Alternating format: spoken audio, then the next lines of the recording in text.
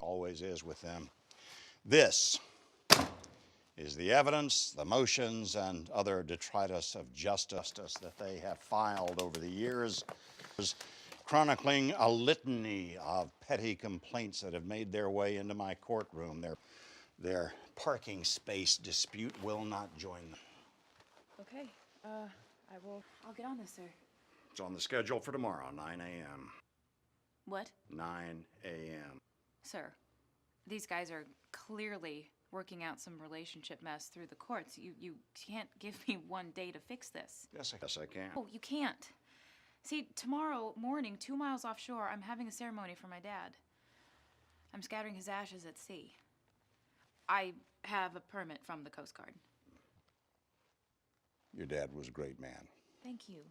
So, can't I have a little bit more time? No. Oh, come on. You can do this, probably. All right, well, if I can't, you can't throw me in jail. You keep telling yourself that.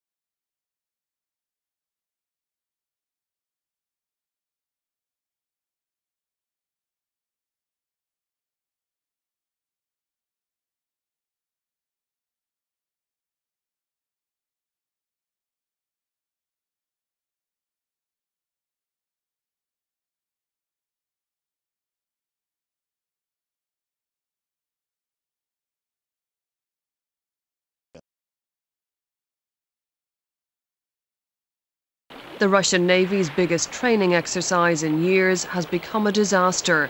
One of its newest subs now lies at the bottom of the sea with its crew trapped on board. Experts say it was an accident waiting to happen. Much of the Russian military is in a shambles. In an emergency, a submarine would normally surface, but the Navy says the vessel was forced to descend to the ocean floor. A spokesman blamed a malfunction but would provide no other details. The Navy says it is in contact with the crew and rescue vessels have now reached the scene. One report from a private Russian TV channel claims the sub is partly flooded and an electricity blackout is threatening the crew's oxygen supply, but that's unconfirmed. Well, we're joined now from our Westminster newsroom by Dr. Martin Macaulay, who's an expert in Russian affairs. Dr. Macaulay, what did you make of this when you heard it?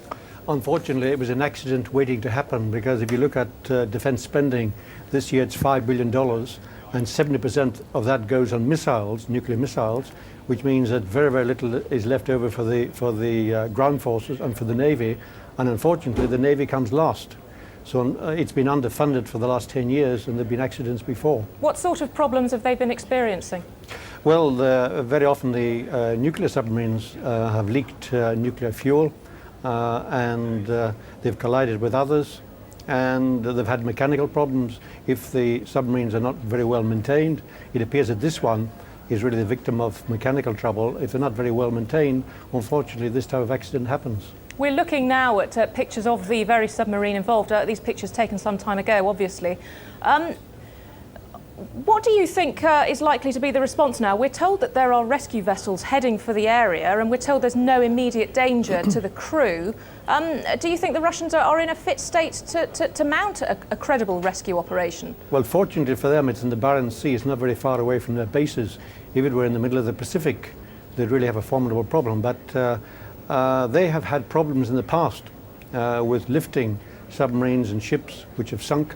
And the technology, one assumes, is not as advanced as in the outside world, and one hopes that it's only a mechanical fault, and I believe there are no nuclear missiles on board.